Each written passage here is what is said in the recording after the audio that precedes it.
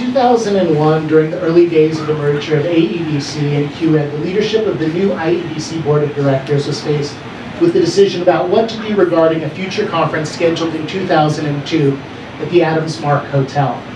The NAACP had accused the hotel chain of systemic discrimination against African Americans, and there was a boycott against the chain.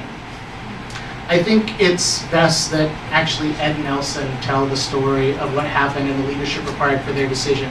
However, I can tell you that whenever I think about this incident, it touches me really very, very deeply. And I think about what we stand for as a profession and the commitment to uplifting communities of color.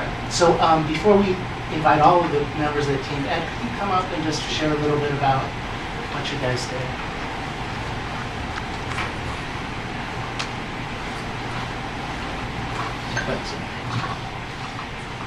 Good evening.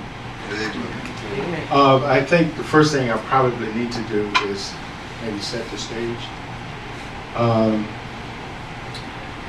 I was brought up in a segregated society in Georgia. So what I'm about to tell you was rather emotional for me when it happened, but I think it was important because it was at a time when two organizations with two different cultures coming together. I think it was important because what it showed me at this organization, IEDC, was going to work. And that's the important thing. Jeff Finkel asked me to meet with my fellow African Americans to discuss the situation and come up with some reasonable decision on what the organization could do or should do. So we convened a meeting in my room.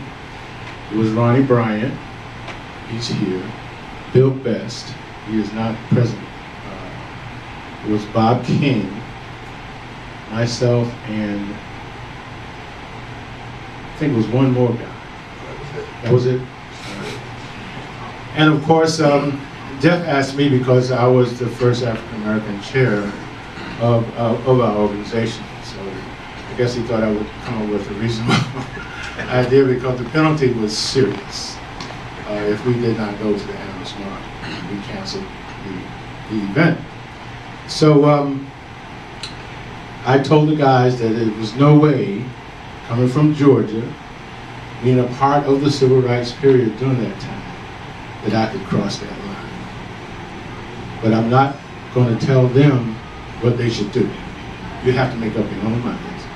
We'll discuss it, come to a consensus, but whatever the consensus will be, I can't cross that line. So we decided to go back downstairs, and each person spoke about what they thought.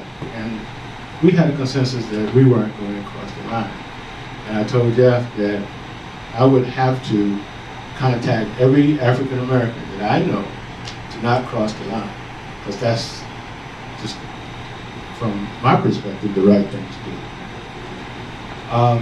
But I understood that the penalty was so great. I think it was like $200,000 or something like that. It was substantial, to say the least. So everybody spoke, and this was a defining moment.